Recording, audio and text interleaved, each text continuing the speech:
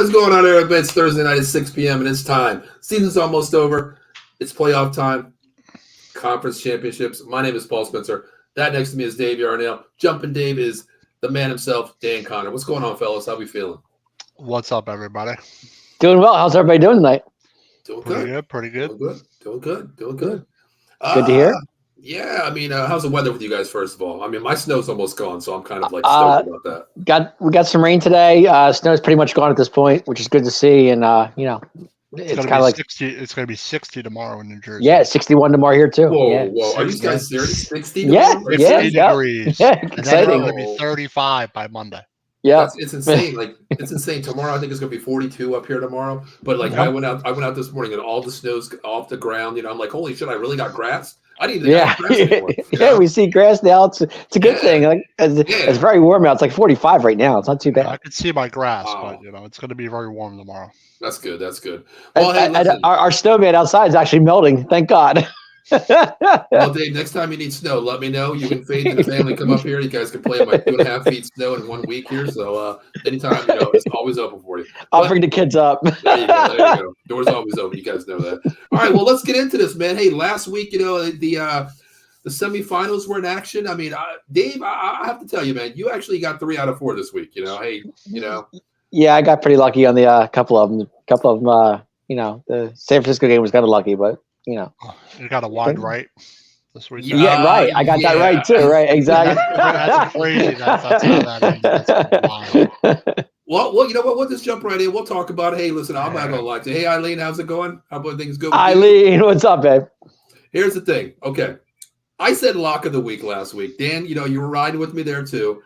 I tell you what, man, I got to stop bidding with like the hot hand here because smart money makes money. And I tell you what, I took Texans on my parlay to make some money, but man, how bad I wanted the Texans to win. But one team did not show up. Let's put it that way. Or is it just Baltimore is that damn good? What is it? They are that damn good. Well, Baltimore's more experience. You have a rookie quarterback, and they never really been. I mean, they've never really been against a team like that. And the Ravens are tough. They're one of the best teams in the NFL this year. So they definitely didn't have the best matchup versus the Ravens, but the Ravens played really well. Shows you how hard Lamar Jackson is to stop. It's just so hard. It's a tough matchup for them. So yeah, the Ravens looked really good, and the Texans just got totally outplayed in all phases. Yeah, what do you think? Dave? I wouldn't go that far. I think I think Houston actually was with them in the first half. I think the second half was all Baltimore. Because it was tied with 10-10. I think it was halftime or something like that. Yeah. They Something like that. go driving down the field. It was just funny how Baltimore they adjusted in the second half, and next thing you know, they were. I mean, it was like touchdown here, touchdown there, and by the time you looked up, Houston was like they were just done. It was 17 in the fourth quarter they gave. Yeah, it was kind of crazy. I honestly thought that DeMeco Ryans, being a linebacker that's played in the league so many years, great linebacking coach, great defensive coach, put it that way. I honestly thought that he would have a better game plan for a spy out there. Not your best linebacker, but you know what? Hey, bring that extra guy in the box down here and play like an extra coverage and just, play the box there and play a spy on Lamar Jackson. They did it in the first half, but, Harbaugh and Lamar, and I tell you what, they just said, you know what? Okay. Pick your poison here. You're not going to stop it. We're going to show you a different look here. But is Lamar? Are we sold on Lamar? Honestly, I mean, what we're seeing now, yeah. But we always said he can't win playoff games. Okay, now I'm hearing he won a playoff game, but you beat the Texans. But also, he was 16 to 22, 150 yards, 2 touchdowns. But his legs are really what makes him exactly dynamic. It's not necessarily he's this prolific pocket passer. But he's so dangerous with his legs that's part of his game. And that's the tough. You can have a spot on, but he had wide open places to run. He did. He was right. Respect. Well, Lamar kind of reminds me the way he runs. I'm not going to say the way he throws the ball, but the way he runs, he's like kind of like a Randall if you think about 11 it. carries for 100 yards and 2 touchdowns also. He does run like Randall. I mean, when he sees his opening, he's going to go. And he's tough. He's tough to stop. Right, he is tough to stop, and right now the Ravens are just rolling right now. But they just against Houston, they had it. The second half was theirs. That's for sure. Yeah, I mean, you look at Lamar, just like TJ says here. How about Lamar, 2-time MVP? If he wins the Super Bowl MVP, is he a lock for Hall of Fame? I don't think so. No. To me, you compare him to another great, running quarterback, Michael Vick. Just like Dave said, Randall Cunningham here. To me, I understand what you are, but to me, you're still an MVP candidate, but you're not a true MVP in the league in my eyes because, yes, you can run the hell out of the ball. Nobody can stop you running the ball. To me, an MVP can beat you through the air and the legs too. I don't want you to be a one-trick pony. I got to see a little bit more from him. I mean, he's actually starting to turn me in a way where, okay, I'm watching him a little bit more. I've criticized him basically since he's been at Louisville, coming to the NFL here. But he's starting to turn me a little bit by, okay, maybe all that shit that he talked before, like I even said it, like, you're a running quarterback, you can't throw the ball. I've always said wearing the wristband shows you an intellectual level of a quarterback.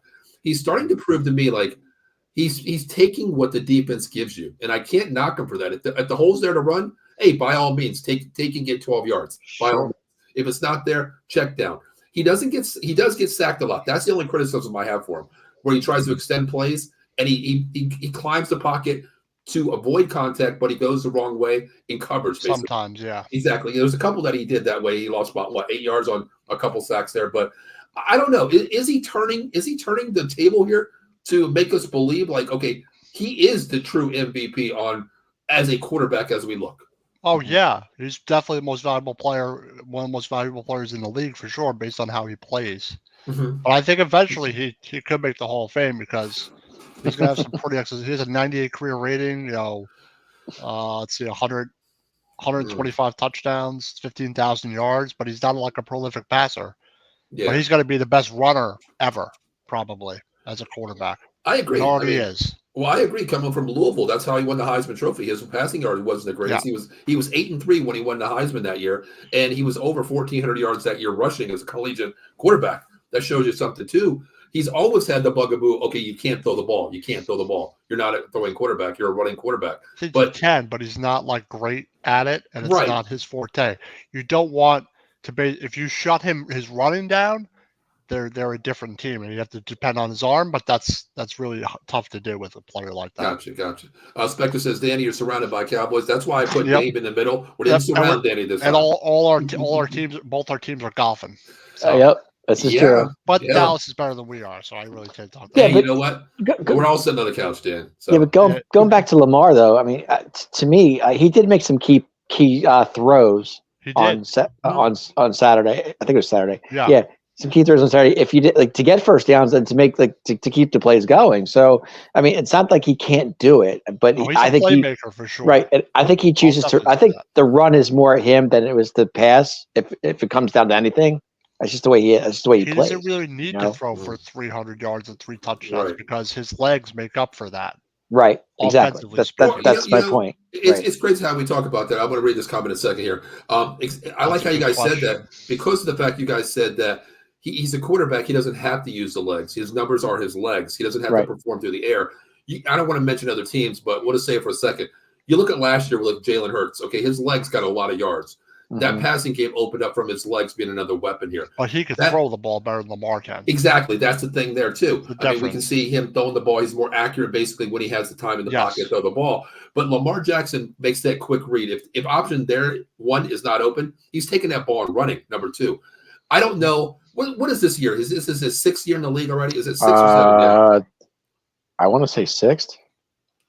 He joined the league in 2018.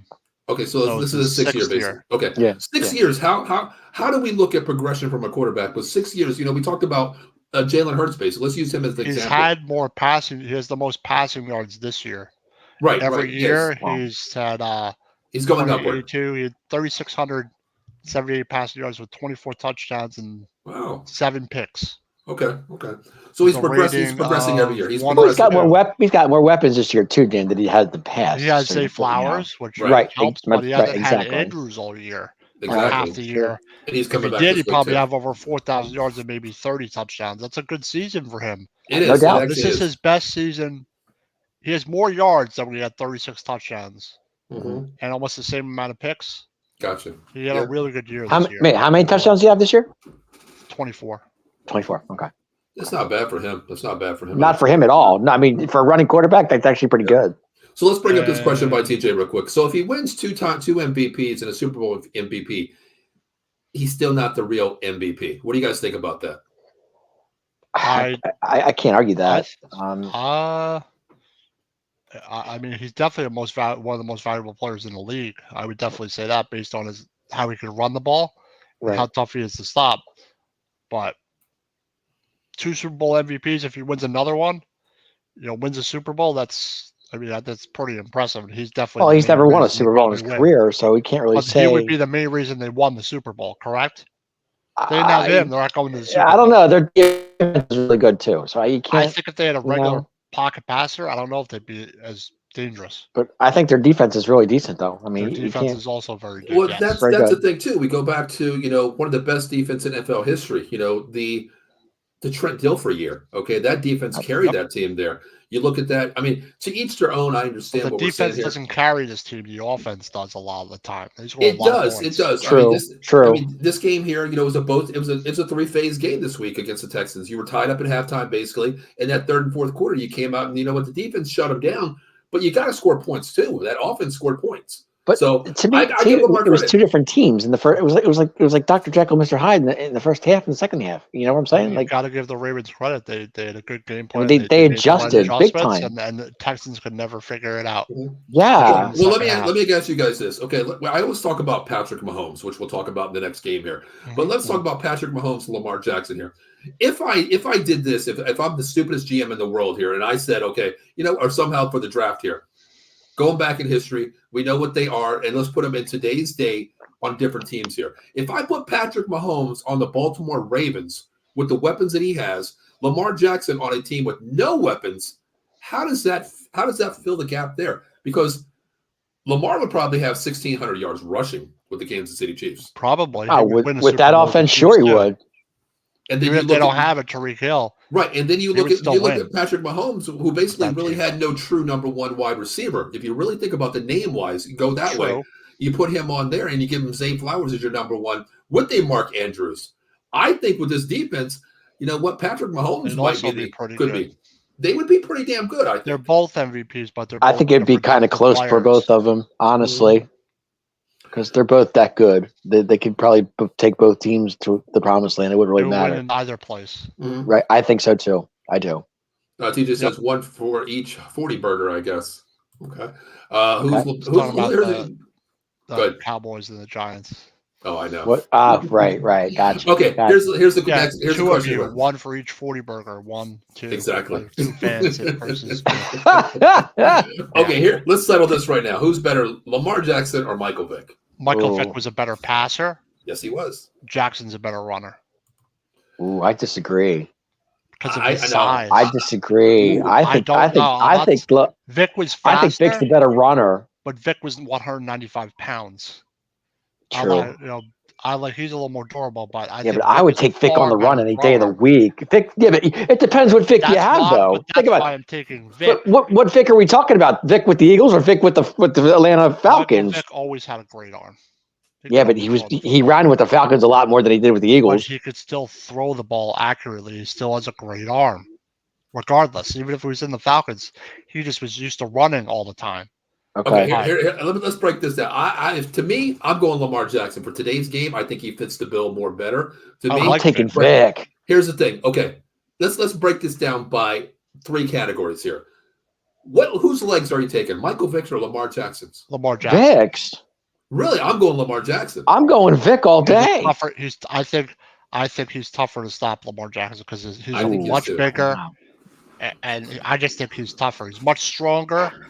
Not that Vick isn't a dangerous runner, but Vick would be way more suited for today's game as well. Vick didn't have many weapons in Atlanta, though. If you think about it, he had the tight end. That was pretty much all he had. Vick had a way better arm than Jackson, though. That's okay. Speaking of arm here, so I got Lamar. Dan has Lamar's legs. Dave, you're going with Vick here. Now let's go to the arm here. I'm going Vick here. I got to go Vick 100%. Oh, Vick on the arm, no question. Yeah, rocket arm. He's a lefty. I still see shades of him throwing to Deshaun Jackson down the field, first play of the game and on a dime right down the field. I remember that, When he came back on us, that comeback. Exactly. Who's that big tight end Vick had with Atlanta? I can't think of his name. Gonzalez? Or not just Gonzalez. No. I know you're talking about. It was Crumpler. Yes, exactly. Algie Crumpler, yeah. Yes. I mean, he used him a lot in Atlanta, that's for sure. And he had 2 good receivers too, if I'm not mistaken. I remember he broke his leg or injured himself in preseason. Remember? Algie Crumpler, Algie or something like that. Algie Crumpler, yes, Algie Crumpler. He was out the whole season for Atlanta. Michael Vick. Yep, spectator right, 100% Algie Crumpler. All right, now let's take brain. Let's take brain. What IQ level? Who are you taking? Ooh, IQ level. I go Vic. I go Vic. What about you, Dan? Probably Michael Vick, but I don't know what their IQs are compared to each other. Based on what you've seen. Based on what you've seen. Out of Peyton Manning or something. I would go Vic. That's just me. I like how you compared him to a Peyton Manning there, Dan. I would go not. I know. Oh, he's not a Peyton Manning. Not even close. Not even close. Yeah. No. Neither of them are. No, so put them together, they would be. Yeah. I'm gonna say Lamar. Really? You're going Lamar? Okay. He doesn't really throw a lot of picks. I have to look at the stats. I have to compare the passing stats. To be honest, but Lamar's way more consistent. He's going to be in his career. Based on what you said there, I'm probably going to go Lamar too, because I look at progression, from the first year to where he's at in his 6th year here. Picks are down. No, not a lot of, he was. Exactly. Yardage is up. He's making the right decisions. That means to me, you might not be the best field general out there. No. But you're making the right decisions, using your check down. When you can use your tight end, just like Dave said with Vic and Algie there, when a quarterback uses, that tight end, that shows that there's trust and he knows where his check down is. Well, having Mark Andrews, look at Kelsey in Kansas City, how instrumental those two have been, and Andrews and Lamar, and it's just important. No, they're definitely not. No, they're not. I don't even think they spell. I do think Vic would be suited for today's NFL easily today. Oh, yeah, definitely. Run option now is in an offense. Back when he was playing, it wasn't something very common. Mm-hmm.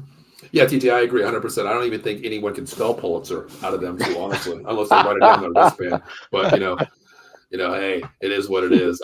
We'll get to the things here. Let's see. Good point, Dave. With the adjustments were key exactly for the Texans game there. And going into that, just like TJ said here too. That's because he has a very good coach in Baltimore. That they're very well. And John Harbaugh is a great coach. And I don't care what anybody says. And it showed. It showed the experience with Ryan. It's not even a question. He got out coached in the second half, without a doubt. He definitely made adjustments. That's how they won. I mean, and that's the thing too, where Dave, if you're my quarterback, you're their running quarterback, and I'm going to stay with you for the seasons here.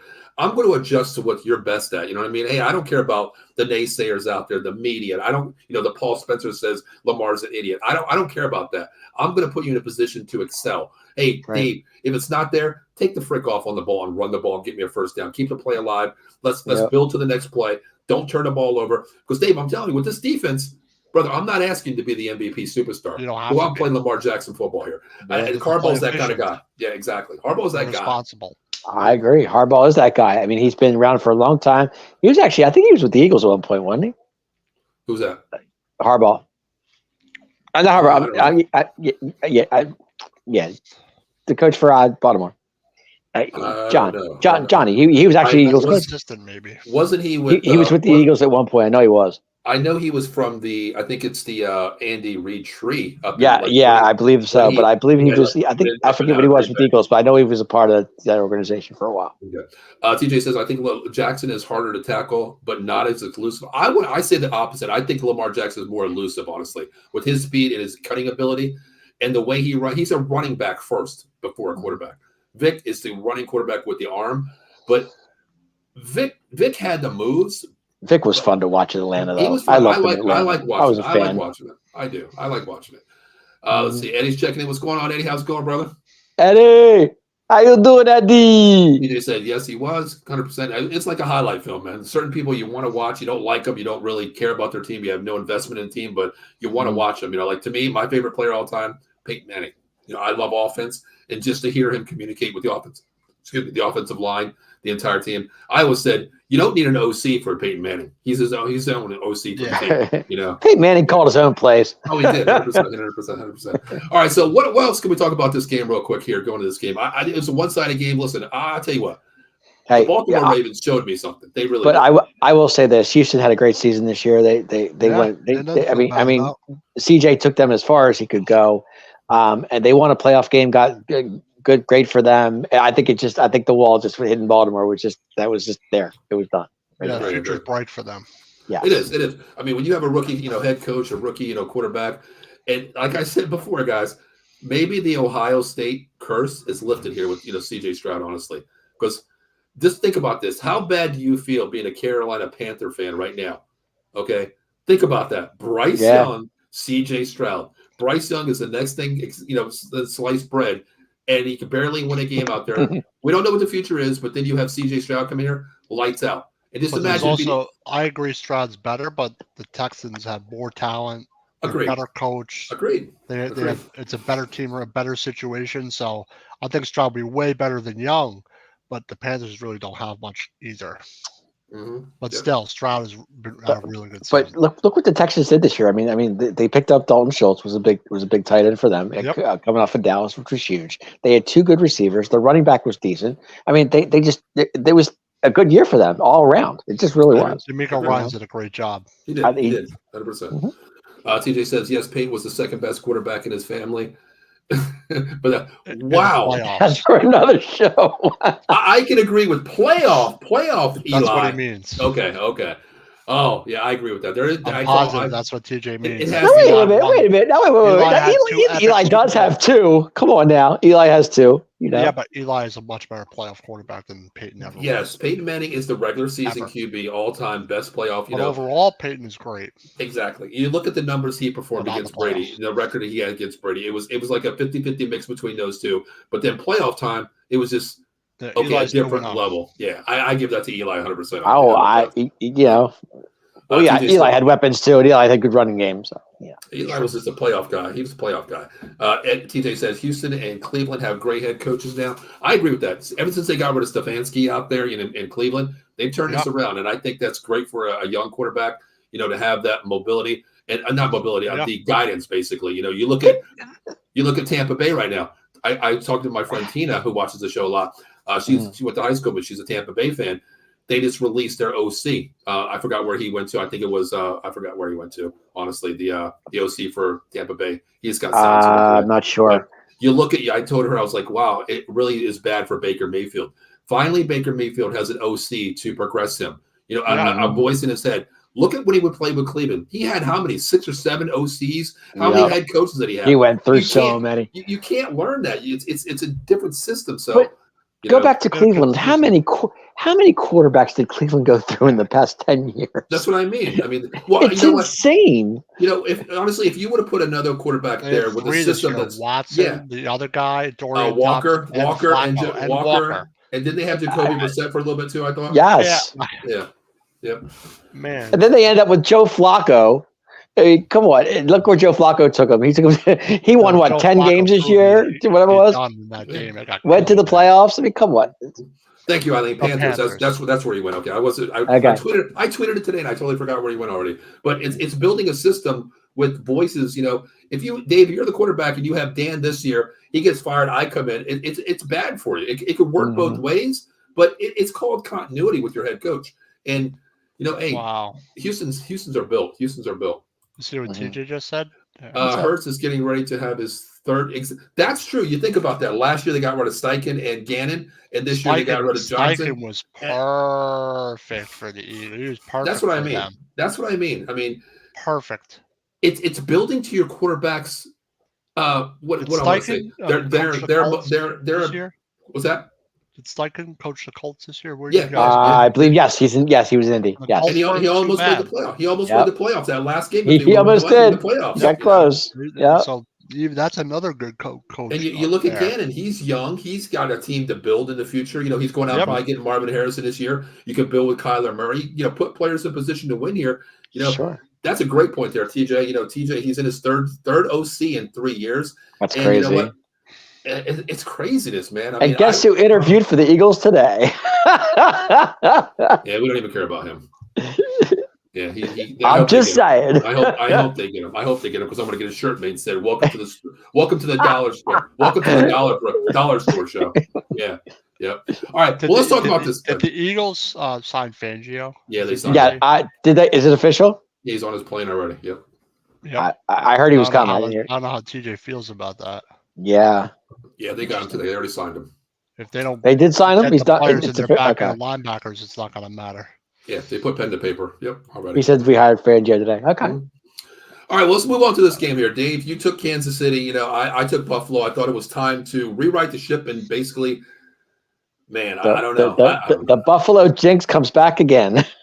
But what about Josh Allen? I don't think Josh Allen played well at all. No. I don't think he did either, Dan. To be honest with you, I really don't. I mean, I know he had 2 running touchdowns, but on the last 2 drives, Josh Allen was so inaccurate. Mm-hmm. Like he had Diggs people wide open, and he was just forcing the ball, especially on that last drive. Yes, he was. And then they have a wide right. That's just the only thing. Dan, thank you for summing that up, because the only thing I was going to say is this right here.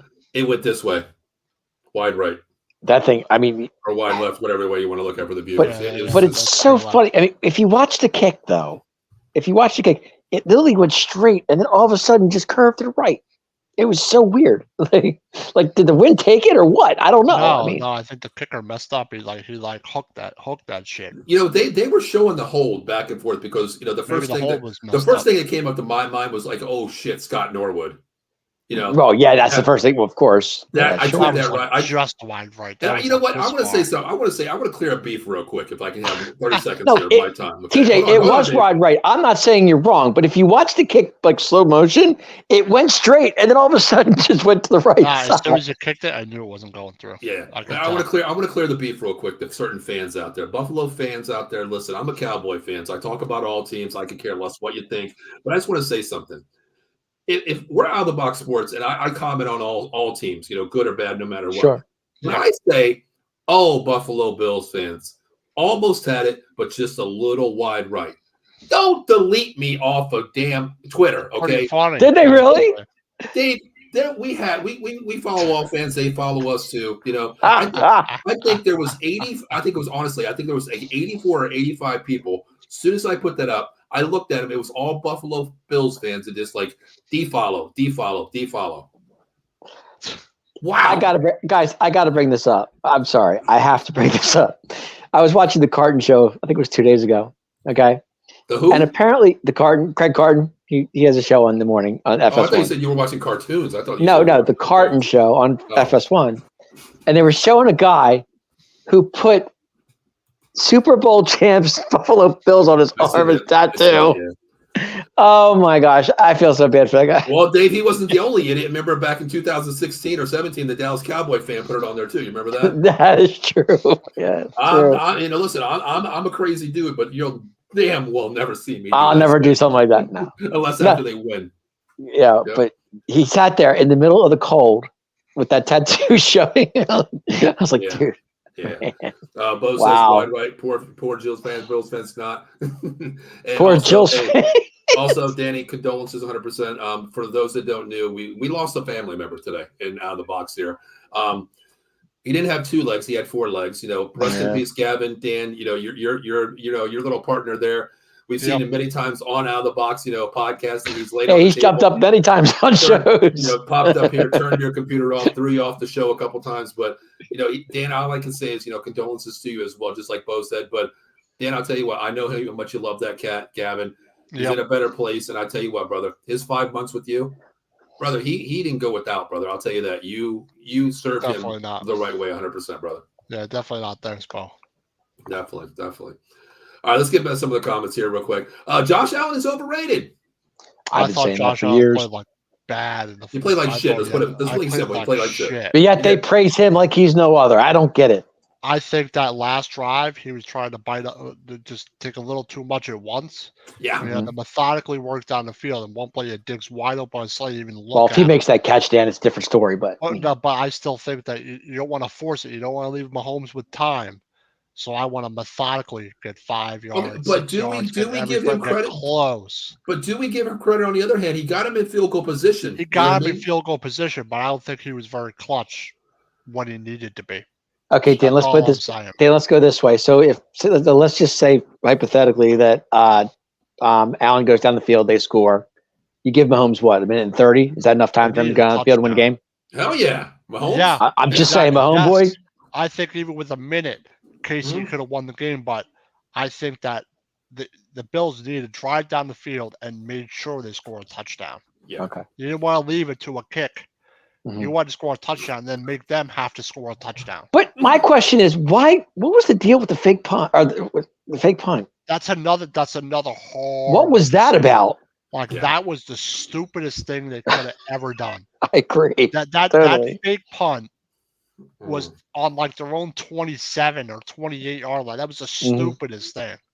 Yeah, there's points in the game where, like, if you coach or you watch football so much, you sit there like, what the hell did I just see? I don't know what the hell you was What was the point of that? Score, or did they not let them that was no. Actually, what happened was, if you remember, they fumbled on the in the end zone. They got lucky on that drive. Yes. Yeah, you fumbled it out of the end zone. It was a touchback. And you know what? Real quick. This is the comment of the night. Real quick. So far, this is the comment of the night. What's that? The Bills are naming the new stadium Wide Right Stadium. TJ, I love that, brother. I love it. That comment. Wide right. You know, I really want to screenshot that after the show's over, put that on Twitter and say, "Hey, Buffalo, got a new name for you." We probably won't have any followers after that. Take the picture of their stadium with the logo, the sign on it, and superimpose Wide Right on it. Yes, you know what? I will do that. I will do that this weekend. We'll definitely put that up there. TJ, thank you for that. Yep. Tyler Bass has gotten death threats. Exactly. I heard that, and I saw that. I couldn't get over that. Wow. Listen, I want to talk about this real quick. Thank you for bringing it up, TJ. That was on my list to talk about. Yeah. Guys, listen, I understand we have investment to our own teams, okay? But, man, these are not like this, dude. I'm going to tell you right now, that goes beyond football and beyond the understanding of football, the knowledge of football. To me, these guys put out their lives to play games. Yes, I understand you're going to miss shots. You know, basketball, hockey, whatever you're doing. You know, missing a goal here. That to me is uncalled for. When you death threat somebody, you know, if he would have made that, he would have been, Tyler Bass for president, number one. He misses a field goal. I get that. Just like Norwood, you know. Hell, I'm the first to admit, you know, I said Scott Norwood was probably on suicide watch. Tyler Bass might be on here. I know somebody who actually had death. I don't know personally, but I know of a pitcher who had death threats in 1993. His name is Mitch Williams, if you guys remember, when Joe Carter hit the home run against the I just think it's totally uncalled for. That was bad. You know, I can understand words, but brother, when you're talking about, you know, I hope you die, I hope you do this, that's uncalled for, number one. I mean, I'll tell you what, because where the hell did Dave go? I'm right here. Sorry. Obsessed much? There we go. All right, let's get some more comments here before we get through here. Ace Ventura. There you go. Bills fans threw ice balls. Did you guys see that? Maybe that's crazy, man. That's insane too. That is insane too. That's insane too. Insane says, I have no issues with fans throwing snowballs. Don't celebrate and flip off home team fans. I get that. What do you guys think about that? If I'm in your stadium here, you know, you throw a snowball at me. If I give you one of these, how do you feel about that? I think it's wrong. Which is wrong. Where's Big Dom when they need him, right? I don't think you should be throwing snowballs at players or ice balls at players. Or I mean, or coaches. It's ridiculous. What does that do? That. Nothing. It says, "Rest in peace, Gavin, the best kid. I miss him already." Exactly. You know, he's part of the family. He was like the out of the box mascot. You know, like we didn't know when he was going to hop on the screen. You know, definitely, 100%. Bo says, Dave, are the Cowboys going to extend Dak Prescott? Dave, I'll give you 30 seconds. What's your personal thought? Yeah, they will. They'll give Dak a 3-year deal. They will. God, I just shit myself. Yes. They will give Dak a 3 or 4 year deal. They will spread that money out, and then they will pay Micah. They will pay CD and probably other guys that I'm missing at this point in time. But yeah, I believe Dak will get an extension. Yep, I agree. Yeah, I think they're going to extend him, but you know what? You better show me something. You know, your defense. Because I mean, he is on this contract. He is getting 59 coming off this next season. So they'll extend that, and I don't see why they wouldn't. God, damn! You give me $900,000. I'll play quarterback if I have to. You know.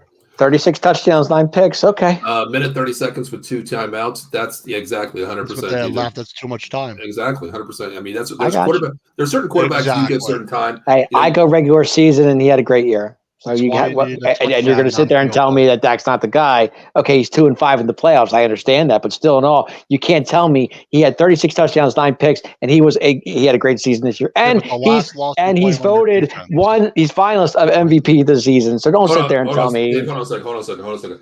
Hey, Dak, you still sitting on that couch? Yeah, I'm here. Yeah, he is. He's on that couch, Dave. He's on that couch again. You know, what about your defense? That's what lost you that day. Well, my defense gave up 48. What do you want me to say? It was a both-sided loss there. It was a both-sided loss. It was. I think we went overconfident. Actually, that's just me. That's your coaching staff right there. If you come into a game overconfident, that's your coaching staff 100%. You were home. You were 15-0 at home. You're riding high on a 7-point favorite. No one's saying he had a bad year. He had a good year. No, he had a great year. I look at it differently, bro. Got to say the last thing there for that one. I look at trophies. I don't look at stats. We know, but 36 touchdowns and 9 picks is something to look at. You can't can't disregard that, no matter how much you try. No, you can't. No one's saying he's a bad quarterback. He's not a bad quarterback, but you know what? Maybe he's not a bad quarterback. He's not. I don't look at stats because, Dave, I could have 100 touchdowns in 1 year, break the record of 54, whatever it is. I could have the best year. If I don't make the playoffs, too big FUs. But to answer your question, yes, I think he gets an extension. Yeah, he'll get an extension. Bo says, congratulations on Cousins' 5-year, $135 million contract. Also, make it way off the center of the stadium. Oh, TJ's talking about the logo. I will definitely do that. I will definitely do it. I am definitely going to work on that this week. Bill Buckner, too. Yes, I remember that name. Oh, man, now we're really going back. Flipping off something, taking out an eyeball. Oh, he's snowball. Yeah, sure. Missing that extra point. No, flipping off someone can't take an eyeball. Falcons. So there's how about the Minnesota game where he shanked it left? That's what I'm talking about. Yes. DJ says Dak had an MVP season. He did, but I measure everything on playoff wins and Super Bowl championships. All right, let's go to this game. We were talking about Kansas City here in Buffalo here. Before we get off that subject, where do you go? You know, I says McDermott out of here. They're keeping him, of course. That's a great question. Allen. Well, they're going to re-sign him. They're going to extend him, most likely, is what I'm hearing with Buffalo Bills Mafia out there. So they'll extend him because they're going to extend. They're going to extend McDermott. Wow. I think they will. Probably. Oh, I didn't hear anything yet. I was listening to their press conference. They are going to keep Josh Allen. Now, Diggs is on the table. You know, he wants out of there. He does. If he has a bad year, he wants out. But I think they're going to go a lot younger this year. They don't have the salary cap that he had the last 2 years. You know, I think there's going to be a lot of plug and play franchise free agent players coming in. I think that's what they're going to do and build to the draft, even though they're going to have a high 28 pick, 20 pick. Now, granted, Buffalo was thin on the defensive side of the ball on Sunday. I'll give them that. They had no linebackers. They had no linebackers. Well, they were down to their number 5 linebacker in the entire game. Yeah, probably they were. Their defense, but their offense just didn't do enough, and they were not good down the stretch. Totally agree. Yep. Totally agree. All right, let's move on to this game here. Listen, we talked about Jordan Love here. You know, I got to give Green Bay credit. You know, this line was almost 12 points here. They were in the game 100%. They played pretty damn well. I'll tell you this way: it wasn't Brock Purdy's one of the best games. I'll give you that much. Nope. No, it wasn't. And he even admitted it. He said, "I didn't play to the Brock. He didn't play. I didn't play my best game." But this game, they used McCaffrey a little more, and that was smart. Yes. Now, I didn't see the fourth quarter because I was doing a show, so you guys can talk about it more than you. I always saw the first half. They outscored 10-0. They had a real good fourth quarter, the 49ers. They finally woke up, started doing what they were supposed to do. You talk about coaching, you know, we talked about the Ravens games. Okay, a big adjustment was made from that first half to second half here. That first half, Purdy didn't have the greatest game of his career. We've seen it, just like Dave said. Not a good first half at all. No, but then you go to the second half. Why not put the ball in your best player's hands, Christian McCaffrey? Yeah, I give him. You know, hey, you know what? It might look vanilla out there to some people out there, but this is the playoffs here, man. I don't give a care what the stats say. If you win the game, to me, you're winning the game. And they put the ball in McCaffrey's hands when they knew this dude couldn't be stopped, and he took the ball over. You know, ground pound there, and then Purdy actually just took what they gave him, little dinks and dunks here, and that's exactly what you want a quarterback to do: win the game. And this proved to me in a close game, the way they drove down that fourth quarter and scored, it told me something that this team is built for playoff football right here. And the guy Kittle had a good game. Jawan Jennings had a good game. He made some impact plays. And they were missing Debo too because he got hurt in his shoulder. So the shoulder. Yep. TJ brings a great point. In Brock's 4 losses, he has 9 picks. I mean, if you can get him to turn the ball over, of course we know odds are you're going to lose the game. Right. If you rattle him, sure. Think about 23 of 39, for 252 and a touchdown. That's efficient. Yeah. I mean, we know, of course, he turned the ball over, but, 4 games, wow, 9 picks. That tells you something. That he's going to have his good days and bad days. Sure. You pick your poison. He's going to have a good day or bad game. But, hats off to Green Bay, man. Honestly, they took the lights off of us, took the roof off A&T Stadium. Then they got up to Levi Stadium. Who would have thought? I honestly thought it was going to be They got hot at the right time. If you think about it, go back to the regular season. They won like 4 or 5 in a row. That got them to where they, into the playoffs because they originally weren't supposed to be there. So, I mean, I give them credit for that. A good season. They did much better than people thought they were. Jordan Love had an excellent season. Yeah. And that's another team. The futures by Green Bay, the Texans, the Browns, those 3 teams. Sure. They all were surprises this year. Mm-hmm. And you know what? They're rebuilt. They're young. That's the thing. Rodgers took good coaching. They're young. They have a lot. They up and coming, and we're going to see them in the future. That's for sure. Yep. And I'm just glad that that Jordan Love has what's his name, Matt LaFleur. There, he's a veteran QB. He's coached great quarterbacks, and he's that guy in your head saying, "Okay, listen, I'm not going to ask you to do too much." And I love that. I don't rehash this, but I love the comment Jordan Love said against the Cowboys game. Pre-talk there, they said, hey, we're gonna run the ball here. Dylan's not 100%, but we're gonna run Aaron Jones 100%. Well. But here's the thing: what he said. Wow, Jordan Love's having a great game. Was as expected. Jordan Love's comments were, yes, we're going to run the ball, but I'm going to open this up with my arm. That to me, a rookie quarterback, when they say that, that shows me that, they're ready to go for the future here. They're set. They're set. Well, exactly. I'm not calling Jordan Love a rookie quarterback. He's been sitting behind Aaron Rodgers for a few years.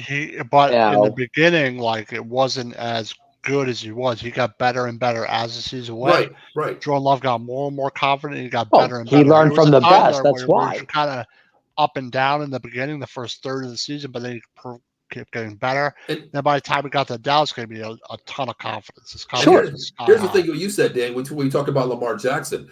That word progression, his first year to where he's at now, it's always been uphill, going up than he was. Right, and you look at Jordan Love. Okay, Dave, I know he's not a rookie, but I still call him that rookie. Game time, game. Okay, that makes more sense. He's been in the league like 2 or 3 years. He's he's been in the league for behind Rodgers, right? Learn something. Yeah, last year was his rookie season. I get that 100%. That was his, learn. But to me, that was a learning curve. To me, you lost half your team. Christian Watson was your number 1 player. He was hurt half the season. So I consider that like a rookie, off the grid rookie season. This year was his real rookie season where he had the helm 100% going into the season where there was no BS. Rodgers is gone. You're the starting QB. But Dan, the word progression there is huge for Jordan Love.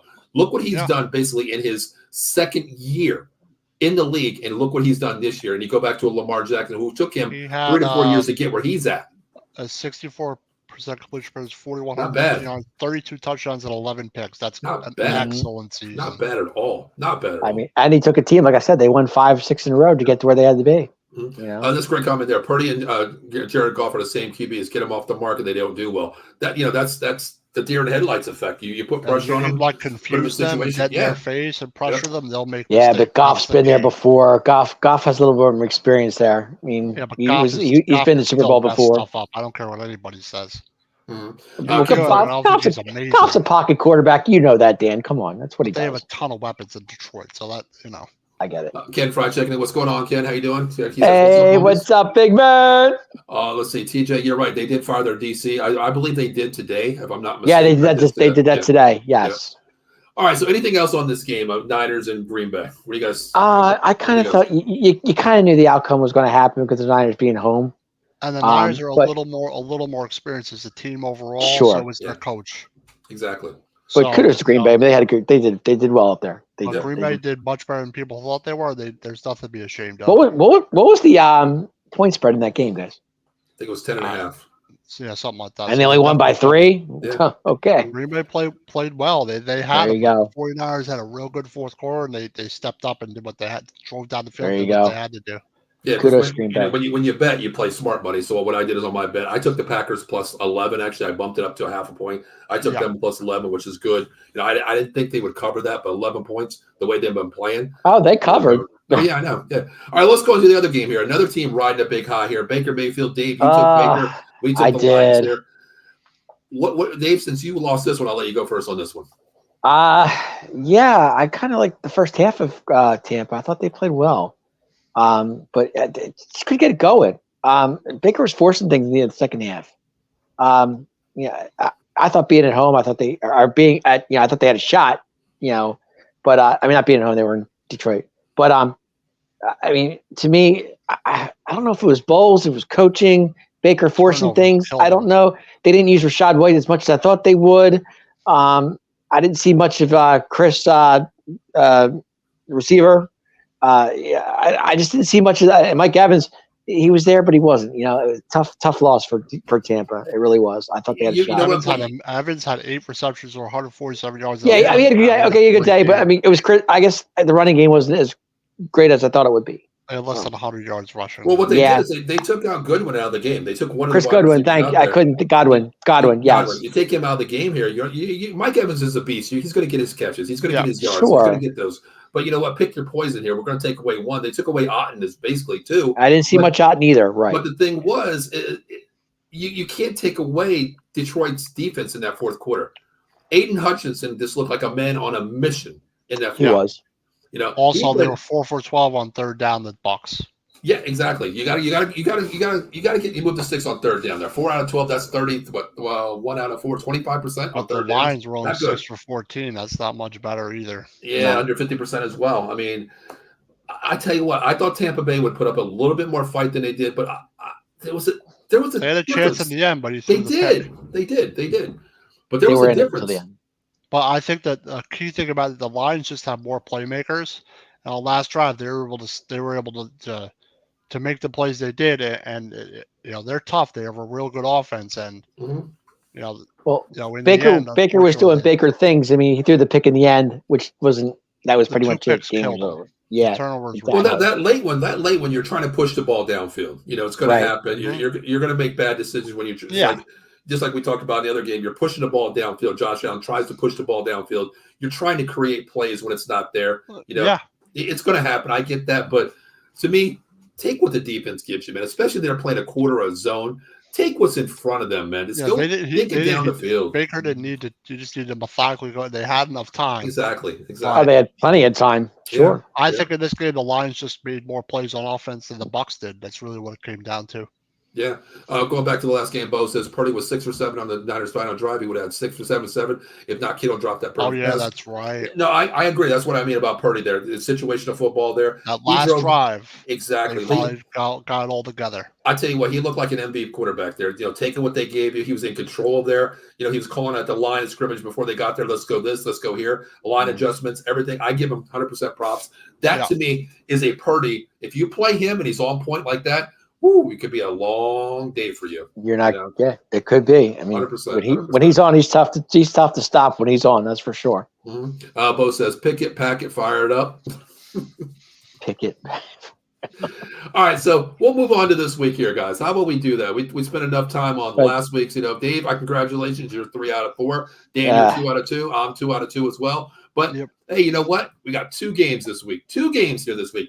Wow. Somebody's going to be doing some lone wolf shit today, I'll tell you that. But let's talk about the first game here. What is the first game at 3:30? That is the San Francisco game, if I'm not. No, the first game is actually Baltimore, Kansas City. All right, well, see, I got it right. We're going to the Baltimore game here. So it makes sense. All right, so we're going Baltimore here in Kansas City. Who wants to go first? Go ahead, Dan. I'm taking the Chiefs. Taking the Chiefs, okay. I think it's going to be a high-scoring, close game. Like in the 30s. Really? Both teams in the 30s? Yeah. Wow. Okay. You don't think Mahomes scored 30 points? I think they both got. I just think they both have good defenses, but they both have. It seems like the Chiefs' offense is finally starting to click a little, or Mahomes is a little bit. Mm-hmm. So I don't think it's going to be like a 17-10 football game. Okay. I think that, but I think the Chiefs are going to win like 31-28. 31-28. Okay. Dave. I'm going Kansas City as well, and I'll tell you why. Experience. Tell me why. Experience counts for everything, and Mahomes has been there and back. He knows the deal. He knows how to work. He works the crowd. He knows how to work. He just does his thing. He'll do his thing, and to me, I just think experience more matters. Lamar's never been to an AFC Championship game. Mahomes has been there. Andy Reid's a better coach than John Harbaugh at this time. I got to go Chiefs. I'm sorry. Wow. Going Chiefs. I think it'll be close. And for Kansas City to go into Buffalo and that hostile crowd, the way they did, and to go and win that game, I think they could do the same thing and go to Baltimore and do the same thing. All right, well, hold on. How's the weather going to be? We hear you. I don't know the weather. Baltimore, I don't know what's going to happen. I don't know the weather is there. Just curious. All right, well, here's I'm going Baltimore. Do you want a final score or no? We'll go score in a minute here. We'll go final score. Okay, that's fine. That's fine. Yeah. I am going Baltimore here. Dan, I think you said it's going to be a high scoring 31-28 is what you said. Mm-hmm. Mm-hmm. I think it's going to be a lot closer than that, and it's going to be a lot less scoring than that. Two great defenses. Baltimore, we know what they are. They can shut down any team out there. We've seen that. Okay, they take away your best player. This defense is 11 on 11. They play hat on a hat. Kansas City's defense is unsung. They're quiet, but man, they play defense right now. They play some great defense right now. Mm-hmm. You know, the way they played the last 2 weeks, I give the defense 100% credit. You know, I thought this was like the no-fly zone with Denver, the way they're playing, honestly. You know, their secondary is playing great. To me, this game is going to be a chess match. Harbaugh versus Spags, okay? I agree with that. Andy Reid versus, the Harbaugh effect as well. I want to go Kansas City here, but I'm going to go Baltimore because, Dan, you can't tackle what you can't catch, and that's Lamar Jackson. Mm. You know what I mean? I get that. And that's the only way. And the biggest thing, too, is what comes back this week for the Baltimore Ravens? Andrews? Mark Andrews. Oh, is he back? Lamar Jackson's best friend, his best player, the engine on the offense. Take away all the other Zay Flowers, who's a deep threat, mid threat. Odell's going to be playing, of course. We don't know how he's going to show up. Well, how does Kansas City do versus tight ends? But you got to pick that poison. If it's me, hey, listen, if he's not 100%, I'm using it as a decoy to open up lanes for a Lamar Jackson. But I don't think it's going to be a shootout. I think it's going to be a little bit low scoring. Dan, Dave, what's your score first? I was going to give it to you to the end, but no, go ahead. I'm going to go. Oh man, I'm going to say Kansas City 28. Okay. Baltimore 24. Okay. You're pretty much in the area I'm going. I'm going to go 28-23 Baltimore. Okay. Mm-hmm. I think it's going to be a closer game than the line is. The line is 4. It will be 3 or so. You think so? Game time? The line's 4? No, I mean the game. Okay. No one's going to win by more than 7, I don't think, no matter who it is. TJ's got a blowout. TJ's going 38-25 Ravens. No. Okay. No way. Okay. No. Bo's got pretty much a 14-point lead here. Chiefs 24, Ravens 10. I can see that. And who's going to turn the ball over? That's another key. If that's the thing. I just think experience counts, guys. And like I said, Lamar's never been there, and Mahomes has. So. Hey, well, Lamar, proved me wrong the last 2 damn weeks. Not 2 weeks ago, but last week he showed me something against a solid Tennessee. Texas defense. Mm-hmm. He showed me something, and I tell you what, they're putting in position to win. You know what I mean? They're not asking him to do much. They know what he can do. They are home, so it does. That does mean something. It does come down to what Dan said too. I mean, field possession here. You get that stop on third, 3 and out there or whatever. Move to 6 once, 3 and out on the second drive. If you're in your own territory, you're going to be getting the ball at the 35 to 40 yard line. It's going to be a field possession game. Who can control the field possession? And the biggest thing is you got to limit these turnovers, man. You've got to limit these turnovers. I agree. I agree. So, yeah. But lately, the Kansas City defense, as Dan was saying, is playing better. And Kansas City defense is playing much better. They are. And they have some speedy linebackers, but I don't know if they're going to be looking. I'm curious how Spags is going to game plan for Lamar. Yeah, I love Spags. He's that's what I'm wondering. Well, what's going to be their plan? Bolton, he's fast. Nick Bolton, the linebacker, he might be the guy.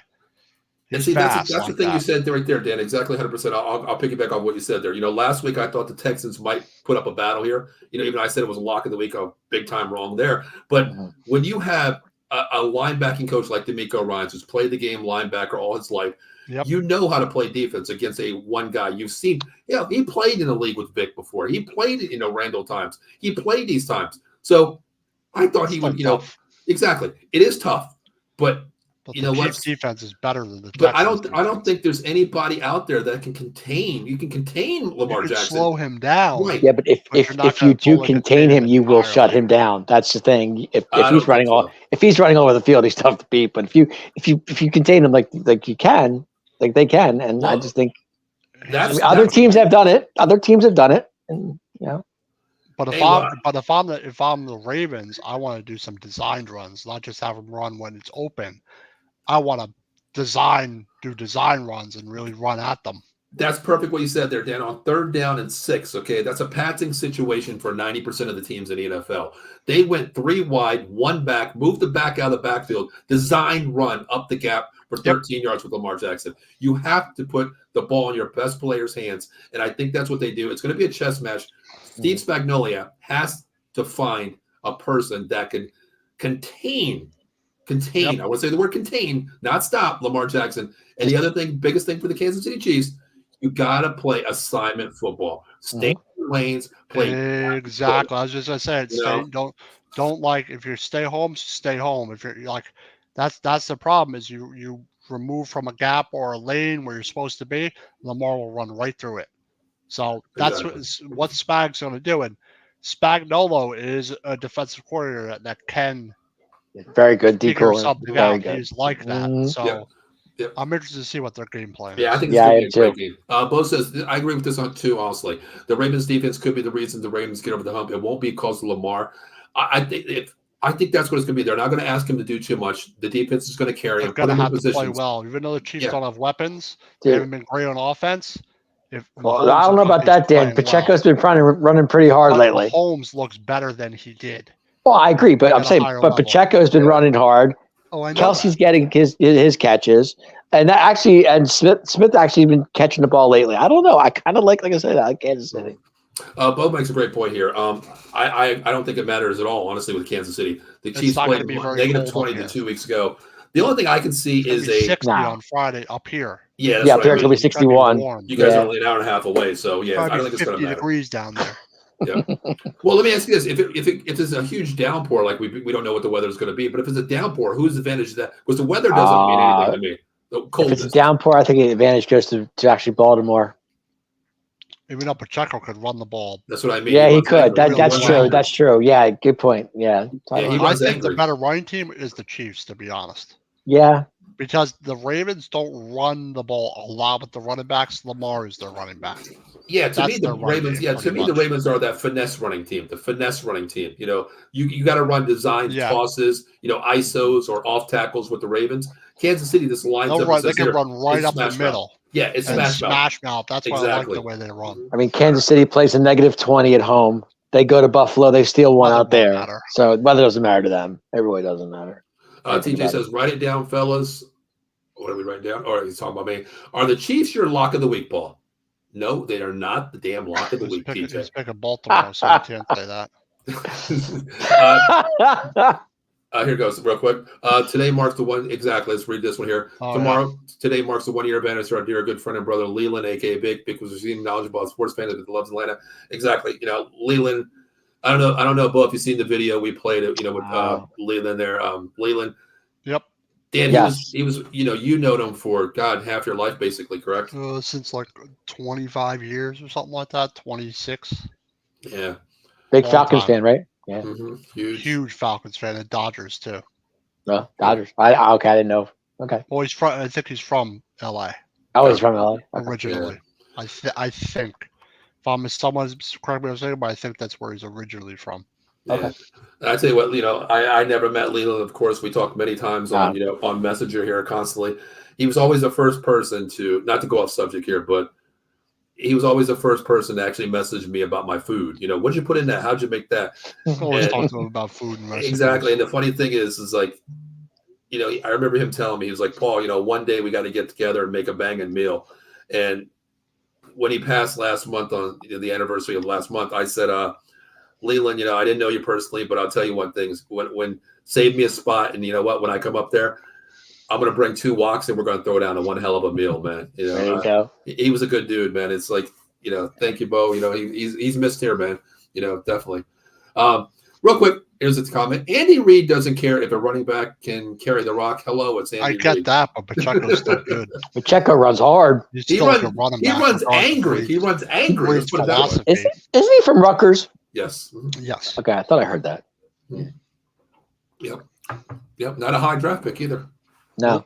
Like 6 or 7. All right. So Dave, you're going Kansas City. Dan, you're going Kansas City. I'm going Ravens here. Real quick, we got some comments there real quick about scores. TJ said 38-25. Bo's got the Chiefs 24-10. Bo, I'm not going to put your comment up there regarding the next game until we get to the scores there. We'll definitely put that up in a second. All right. So, wow. Kansas City, Baltimore. Okay, it's going to be a great game. Let's move on to the NFC. It is. It's going to be fun to watch. It really is. All right, let's go to the nightcap here. The NFC Conference Championships, the San Francisco 49ers, and the Who'd have thought? The Detroit Lions, Kind of pisses me off because I don't see my logo there, but you know what? It makes me so mad not looking at that. It pisses me off, but it's okay. It's okay. It is what it is. We're golfing. Some people like golf, some people don't. I don't, but my brother's a big golfer, not me. Hey, well, maybe he'll see Dak out there. Who knows? Well, he was my brother was assistant pro at one point. He's not good. Well, maybe he's probably golfing with Tony Romo. I wouldn't go that far. He did do Pebble Beach, though. I know that much. All right, well, let's talk about this game here. You know what? I'll start it off. Arr! Lone Wolf again. I've been on this Detroit Lions for a long time. Dave, we talk off camera a lot, and I say Detroit is very scary to me. Yeah, they got good running game. The engine to me, 100%, is Jahmyr Gibbs. Okay, when this kid is on, out of the backfield, running the ball, catching the ball, this is the engine. I know they got St. Brown. I know this. I understand that. Golf is an engine too. But when they use Jahmyr Gibbs in open space, this could be a very strong game for Detroit. And the other thing is I want to say Dan Campbell. My God, dude, I'd run through a freaking brick wall for this dude. I really would. Yeah. He motivates me. He puts me in a mindset. You listen to heavy metal. You don't need heavy metal. You don't need that crap. You listen to Dan Campbell speak. I'm ready to run through a freaking wall. I really am. I didn't believe him, bite the kneecaps off, slice their throat, whatever you want to say. I believe this dude now. And he has the one thing that a lot of coaches don't have. He puts those 12-pound nut sacks each side on the table and says, we're going for it. I don't give a damn. You know what I mean? True. I'm going Lions here. I got to go Lions in an upset. I got to go Lions. Okay. God, Dan. I'm going 49ers. Okay. I think I think that the 49ers are more experienced. They have a really good defense. I think it's going to be a close game, but I think the 49ers will pull this one out. And I don't know. The Lions have had a great season. I'm not saying they can't win, but I think the road's going to end here, unfortunately for them. Okay. I think the 49ers are the better football team right now. Okay. Davey. What's up, everybody? Okay, I'm going San Francisco as well. This kid Purdy's playing really good football. McCaffrey, you can't stop him, no matter how you look at it. And they got so many weapons between Kittle. They have Ayuk. They have I don't know if Debo's playing or not. I don't think he is. I'm not sure. Questionable is what they say, but I think still questionable. Okay, I wasn't sure on that. Coaching wise, I think it definitely goes to San Francisco 49ers. And they're at home. I just can't see Detroit going in there and winning. I can't see it. Well, that's just me. Well, I agree with what you guys said here, but Detroit's riding a high right now. Okay, right there, they are. I mean, they are riding a wave here that this nation here hasn't seen this in longer than the damn Cowboys. You know what I mean? It's been it's been like 30. I don't even know how long it's been. And when you have momentum of an entire city on your back, and everything is capable of doing, I think they can go into Levi Stadium and pull the upset here. I understand what you guys said. All the weapons on offense, that is very hard to stop. Okay, but the Niners have been stopped 4 times this year already. Okay, it's coaching, it's scheme wise. Their offense is very hybrid, very fast. Okay. Yep. The key to this game is Aiden Hutchinson on the outside. They got to put pressure on Brock Purdy. Mm-hmm. If you make the real Brock Purdy stand up at times, just like TJ said, you get pressure on him with the 4 games and 9 picks. That Purdy shows up, anything is possible. We know the Lions can score. We've seen that the entire season. Mm-hmm. They can put up fast a 2-minute offense in a minute under. They can do that. But they're not playing the 49ers all the time. Exactly. That's the thing, too. But this game here is going to be a scheme game where I think that it's going to be a open field game here where you got to control levels of this game. Dan, we talked about this a lot of times before. Mm-hmm. You have Jahmyr Gibbs, okay? You have Montgomery. You have Amon St. Brown. You have these wide receivers that can pinpoint position playing. You got to spread this field. Pick your, every time run one deep, run one mid level, get Gibbs out of the backfield. I think there's going to be a lot of 2-set plays in this series where you're going to see Montgomery and Gibbs at the same time. They're going to try to play, what I call like a backside fence. Give the ball here, a different mirror look to get outside in your speed. I give credit to Warner, Greenlaw. Yes, they can cover open field. Yeah, he's good. But to me, you know what? If you're going to run, 99% of the times covering a fast running back out of the backfield, you're going to get tired. And the Lions aren't going to be able to do that 99% of the time. No, I get that. I get that 100%. Don't catch on. I get that. But I feel this game here, I think the Lions actually pull this game out here. I think they continue the ride and go into Levi Stadium. It's going to be a close game. I would not, if you're a betting person, I would probably take the Lions plus 7.5 here. As a betting person, I really would. I think it's going to be a blowout. I don't think it's going to be a blowout. I don't think it's going to be a blowout either. But like I said, I got the Detroit as a good offense. They have good weapons. But the same thing could happen to them that you could do to Purdy. They can Goffstrays, and he could end up having a bad game. And you know what? Our defense is also good enough to do that. Listen, when you got Chase Young and what's his name coming off the edge there, Bosa, of course, and you got Greenlaw coming on the stunt. This is Tampa Bay. I'm just saying. Yeah.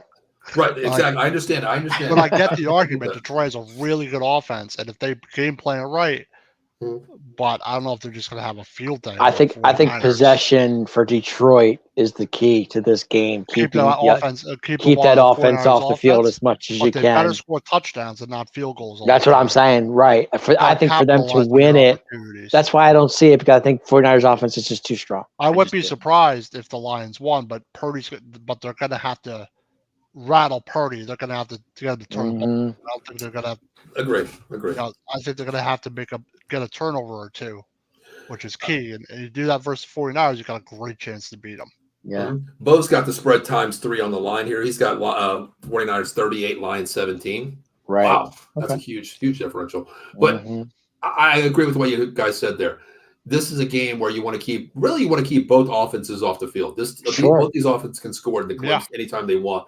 So it's going to be a field possession game. The only way that I can move the chains for Detroit. Move the chains. The better defense is San Francisco, without a doubt. No, I agree with that. Here's the thing to me: if the Niners can get the ball first and go right down and score and stop Detroit one time, that's going to tell me it's going to be a blowout. Again, that's how right there. Yeah, but that's the thing. If the Lions can respond, that's the thing. I want to see if the 49ers are going to use McCaffrey and try and make a statement and run right down their throats down them. That's what I would try to do, just to send a message. And then, Detroit does not want to get behind in this game. Definitely not. They want to keep it close.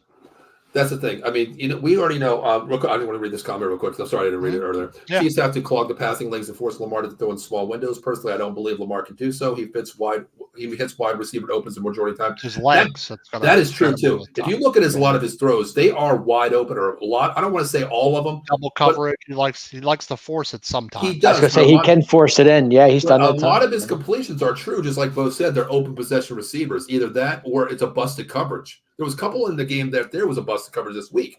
They're wide open. It makes them look good. Of course, your completion rate goes up 100%. But I agree with that. I don't think – I always say this, Bo. I hate saying this. I really do. I don't think Lamar Jackson is the sharpest tool in the shed. I really don't. He's not. No, he's not. And you know what? I hate saying it because, man, I would love to have the talent. Yeah, he'll make bad decisions, but we get that with all quarterbacks. That's where Mahomes comes into play. That's why he's so good, because he makes good decisions. Like Purdy will make a bad decision where he's pressured and rattled. Mm-hmm. But Lamar will make it if he's not. You know what? Here's a great comment. We talked about, the franchise is only $10.4 million for a running back. They don't want to sign running backs to long-term contracts. We see that now in the NFL. They're like the obsolete, player in the NFL now. But playoff time, I love this comment. Funny how running backs are so valuable at this time of year, but when it's time to sign them, they're not. You're damn right they are. Because when you could run the football in the playoffs, and you can have a little bit of balance in the passing game, like the 49ers, they're dangerous. Like the Chiefs could run the ball, even though I know Reid doesn't have that philosophy. The Lions can run the football. That's why I want to see Pacheco versus teams can run the football. All 4 of them. That's why I want to see Pacheco versus McCaffrey. I think it'd be a great game. I just do. And that's a great point there. Running backs are obsolete in the regular season or signing time basically. I want to say something else when you're done. No, go ahead, Dan. Sorry. Before you go. Another thing is you have to realize the wear and tear running backs take. Like they get beat up all season. The running back takes some of the hardest punishment in a football game because you're in piles. People are flying at you left and right. You get hit in the back and the sides and the helmet and the legs. So I think they should get. I think they are valuable because of the wear and tear they go through. That's why they want a contract because your risk of injury as a running back is very high. That's another reason. I agree. $8 or $10 million, but not like 18. Sure. 13 to 14, I think is reasonable for running backs. I agree 100%. Regarding what you said there earlier, Dan, about the running game, being so strong here in the playoffs, you look at the Niners offense. Okay, they can score. Kittle, Debo, Ayuk, they can score anytime they want. They can score. But they can run at will. They can slow the game down when they're up 7 points to drag that time. Move the clock. They can run. It's what they did in the previous game. And the thing is, if they want to play old school smash mouth Tom Rathman football, they can bring in Husek and put a fullback and say, you know what, we're going 8 in the box here with a 1 wide. We're going 8 in the box plus the QB9. Try to stop us here. We got Husek. We got McCaffrey. They can do that. A lot of teams can't do that. But the other thing is, when I coach, I always tell people the most valuable position to me is the offensive line. You have to have a great offensive line. And to me, the next guy is your running back. Number one, he runs the ball between bricks every time on every play. When he's asked to not get the ball, what's he do? He blocks. Mm-hmm. Yeah. That, to me, is a very strong, what about the block is a valuable asset? Exactly. I listen, I got a great running back up here, but the son of a bitch can't block, Can't block either, really. So you're not even in my lineup. You're on a gimmick play where I can use you outside in space. But if you can't block to help out my quarterback or the offensive line, because we run a lot of chips. McCaffrey can actually block, I think. Yeah, we run a lot of chips. Yeah. We run chips where the tight end goes off to the linebacker, the defensive end comes straight through, and guess what? That running back needs to pick up that guy right there, So sometimes it makes a difference in a play or a touchdown in games all the time. They're picking up that one block. Exactly. All right, TJ's got a little bit close. He's got the Niners as well. He's going 30-28. Close. I think it will too. I'm going to go final score. Dave, did you get a final score yet? I did not know. All right, Dan, what was your final score too? 31-21. Okay, 10 point. Okay. Could you be anywhere closer to me? I think it'll be like a 3-point lead in the end. I think the 49ers will score. Oh my gosh! Time and end it. Okay. All right, Dave. Did he take your thunder? He kind of did. I had 31-23. Okay, 8 points. Okay. Yeah. All right, I'm going to go Lions 32-29. The ball's on the 28-yard line. That's a great game.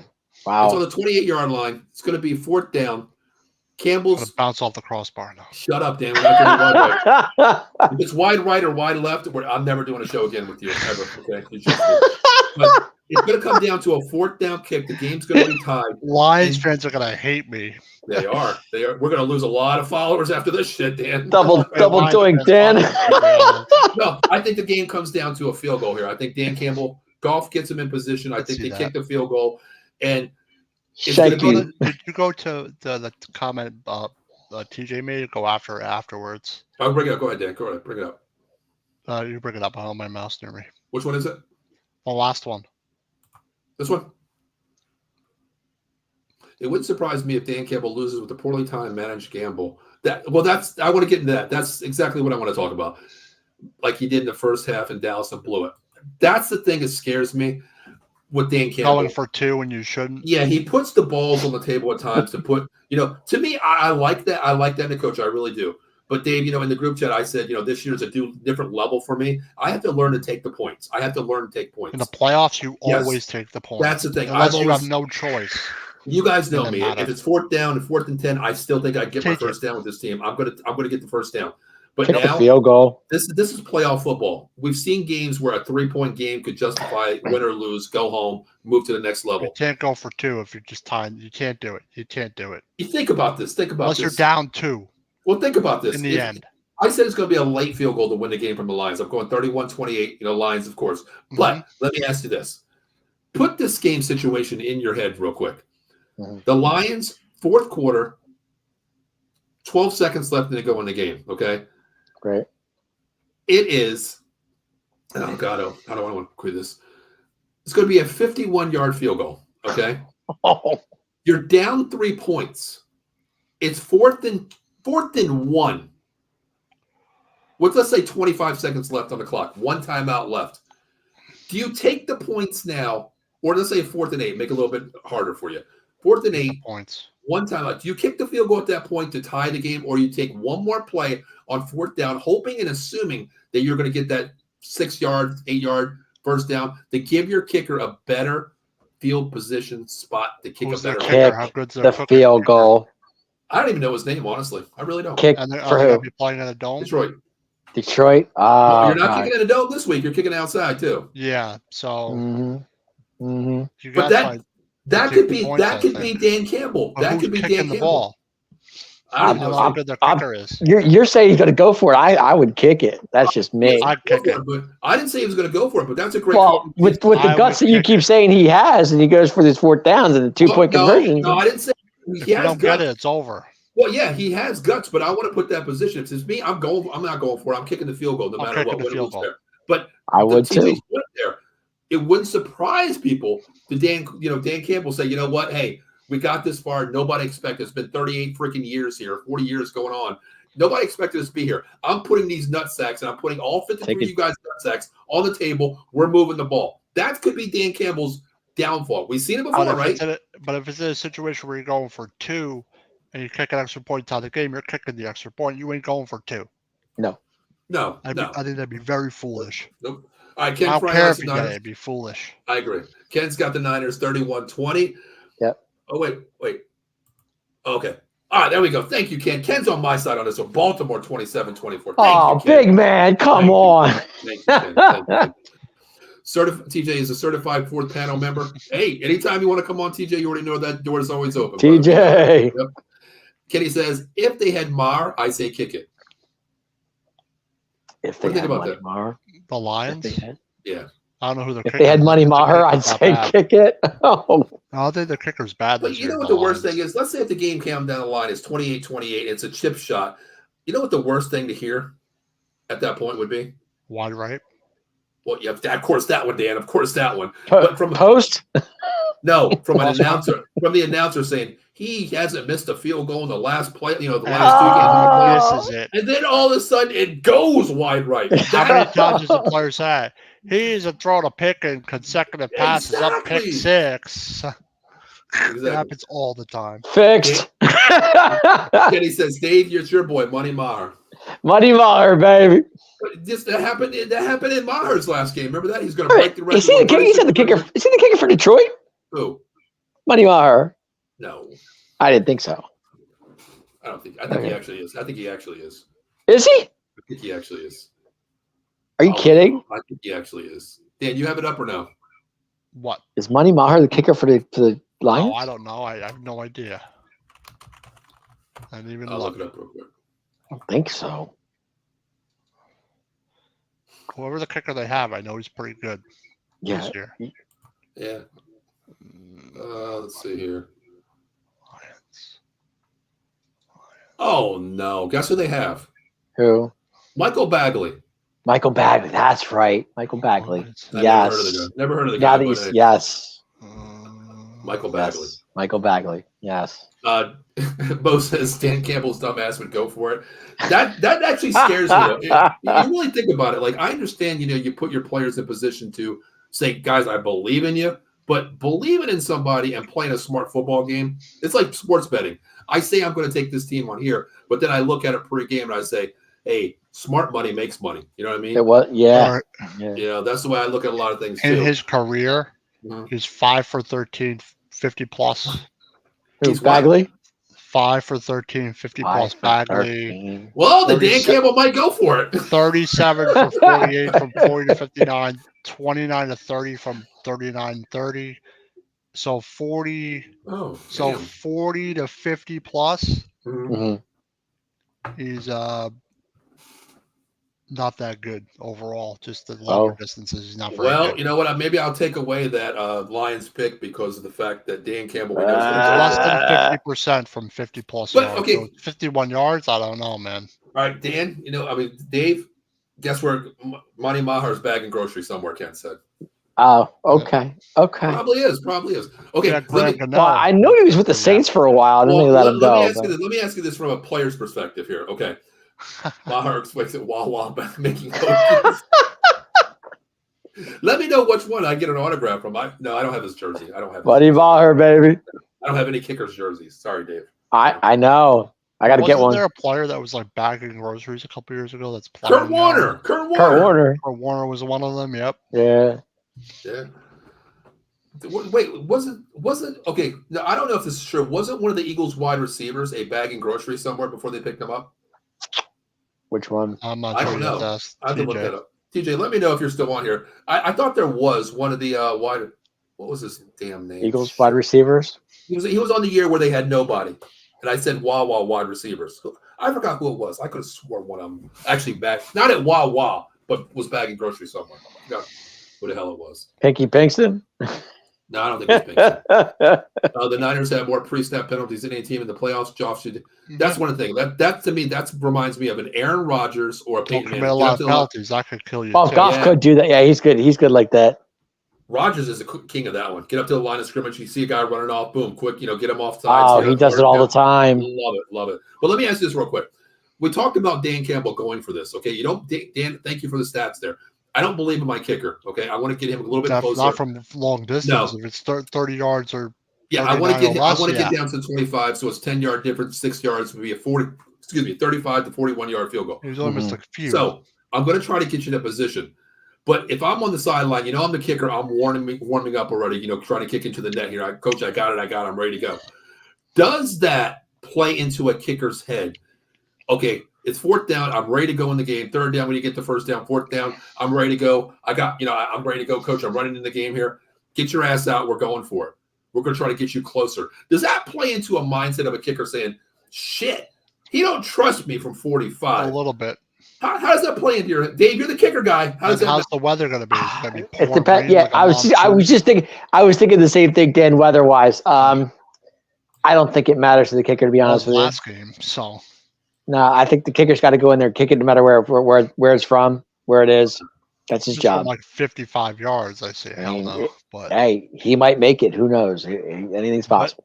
I don't think you want to depend on your kicker in this game. But Dan, I've been saying, I say this all the time about kickers. You're only as good as your last kick. So. I don't know what his last kick was. I think they scored a touchdown when they ended the game. Detroit. Okay. There you go. Points or something. There you go. I'm trying to look up that name real quick, guys. I'm sorry. I have no idea. I don't know if it's true, honestly. TJ said he doesn't remember that. I don't know if it was true, TJ. I don't remember any Eagle receiver. But also remember, Dan Campbell's never been in an AFC Championship game either. True. That's the true. Experience factor might make a difference in this game as well. Oh. Possible. Goff is experienced. Yeah. But Goff has been there. Did he lose in the Super Bowl to the Patriots? He did. Yep. 13-3 or something. Yeah. That was a bad game. But you know what? Ben Johnson. Goff was scared that day. He was petrified from the. He didn't have the same weapons either. So he was so petrified from the national anthem. Oh God.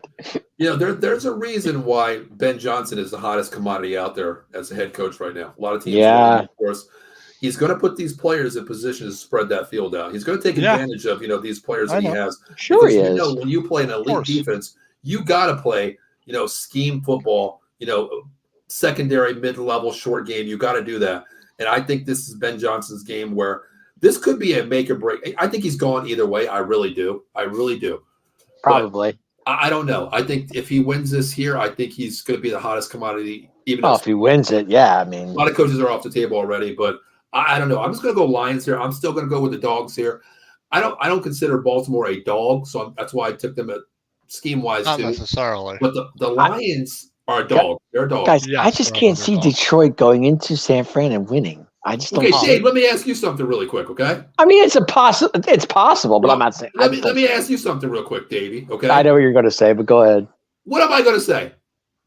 Did you see Green Bay going to Dallas and win it? You read my mind. Of course I did. Played in a dome. You seen Green Bay going into Dallas? Oh, okay. No, see. I think the weather. Is it going to be a monsoon? I think that can make a difference. I don't know. That's the thing. I think I've been with you long enough to figure you out. Yeah, pretty much, yeah. TJ says, "Ask Cody Parker." Yeah, you guys remember that one? Yeah, I do. Wasn't he the king of the doink, the triple doink? Wait a minute, wasn't it Anderson from Minnesota who missed that field goal too? Yep. I don't know. Oh God. Oh man. All right, so shanked it left. All right, so you know what? We got one more episode after this one. Of course, we're going to be talking about the Super Bowl. You know, we'll actually talk about this one. Then we have an off week, of course. Then we'll get into the Super Bowl here. So I have it Baltimore and Detroit. Okay, you guys have it totally opposite of me. You guys got Kansas City and the Niners. Yep. San Fran. Yeah. All right. Wow, man. So let's flip it real quick. If Baltimore wins this and San Francisco wins this, who wins that Super Bowl? San Francisco. Wow. Okay. 49ers. Okay. If Kansas City wins this game and they play Detroit, who wins that game? Kansas City. Damn, I can't get a help out at all in this one, can I? I think it's a tough match. I think the 49ers offense is better than Kansas City, but Mahomes is the factor in that game. That's the he's the factor. No, I agree with TJ. I think the Lions have a better shot to beat the Ravens because the Ravens have a better shot to beat San Fran because their defense is much better than Detroit's. I don't care if they have Hutchinson. Their defense is far better. I agree with that. I think it's a huge uphill battle for the Lions here, of course, with that defense. Jackson's a different animal than Goff. Very true. Very true. I think Lamar has a better shot to beat the Kansas City Chiefs, other than the Lions beating the Niners on both sides of the ball. They're elite. But the thing is, too, I think he meant Baltimore beating San Fran. Baltimore. Okay. But the thing is, to me, with the Lions here, I think they can win this game because it's an uphill battle. I get that. San Francisco is elite on both sides of the ball. I think they're not going to ask Goff to do too much. I think it's going to be a game where it's situational football. Take what the defense gives you. Control the ball. I think this is going to be a game where Gibbs and Montgomery run the ball, move the sticks, slow it down. I don't want that Niners offense on the field. I'd rather have their defense on the field playing 60 to 80 snaps a game. I want to see them get tired. Well, then Goff's got to move the chains then. Well, he's going to move to take what the defense gives you. I don't want big. If they give you a big yard of broken coverage, take it. Touchdown, of course. But I want this game to move slowly. You see a lot of the running game, a lot of Laporta too. That's pretty much what I look at it. Mm-hmm. TJ says if the Lions win, they win it all. Woo! Oh, TJ. Okay, I wouldn't go that far, brother. Look, I think he's backing on momentum. That's what I'm doing. That's what I'm doing too. I'm going with the Lions. Dave, I talked about it. Kind of makes sense. I really like the Lions. I think this is a great system that they have there. Ben Johnson's put this team. It would be a great story for Dan Campbell, that's for sure. Well, I think that's the whole franchise for the Detroit Lions would be the better story, And what better way to have Barry Sanders, Calvin Johnson on the sideline, because they were there last week.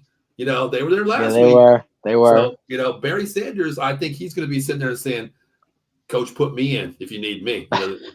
I don't think he'll go that far. Hey, we've seen that dude, man. They have passed too many tests. I agree. I mean, there's one thing calling, house money. Detroit's playing with house money. There's one big test in front of them, and that's a very big, hard test to beat. Mm-hmm. Well, to me, you're playing. All right. Well, you guys got the Niners over the Ravens if it's a Super Bowl, correct?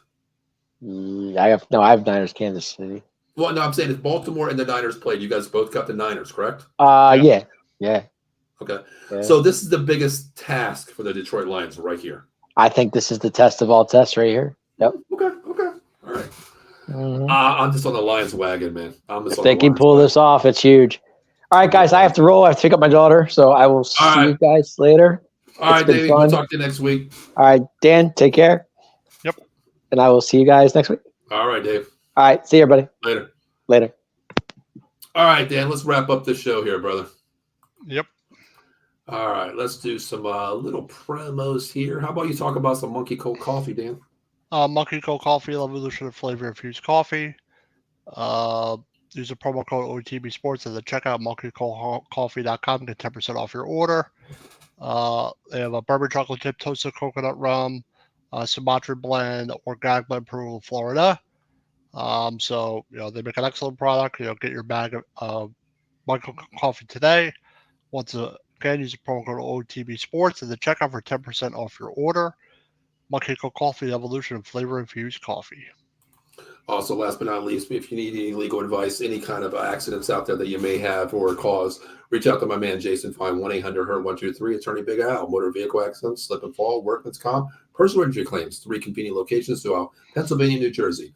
First in New Jersey, Cherry Hill, New Jersey, 3 Greensboro Lane. Also in Pennsylvania, Philadelphia, PA, 1628 JFK. My neck of the woods, Pittsburgh, PA, 500 Grant Street, Suite 2900. Make sure you reach out to Jason Fine, 1-800-HURT-123.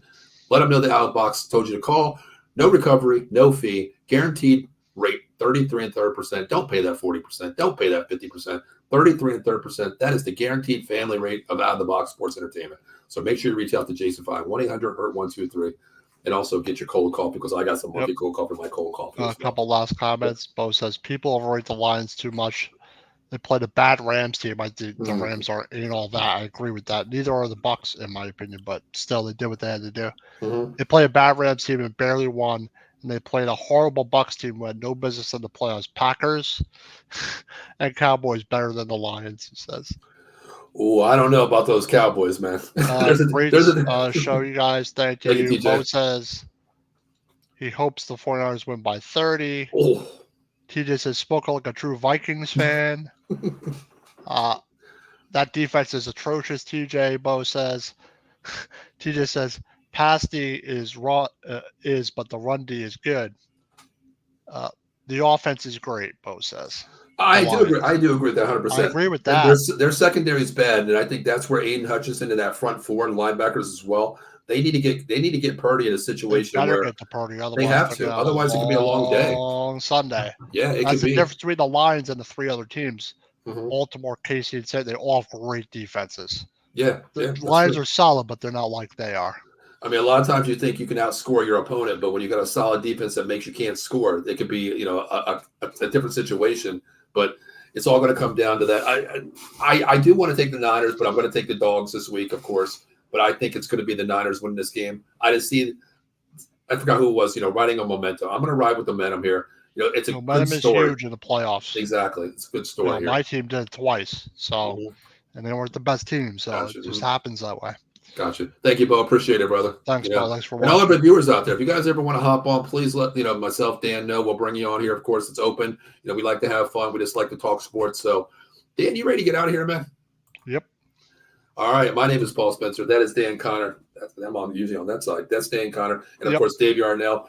You've been watching the NFL Weekly Pick'em Show. Would be on next Thursday night, 6 p.m., of course, recapping these 2 games here. Getting you ready for the Super Bowl with a bye week, with an off week there. So, Dan, I appreciate you hopping on, brother. And absolutely. Once again, my condolences to your furry friend Gavin there. We miss him, brother. We miss him. We miss him too. Absolutely. Thanks.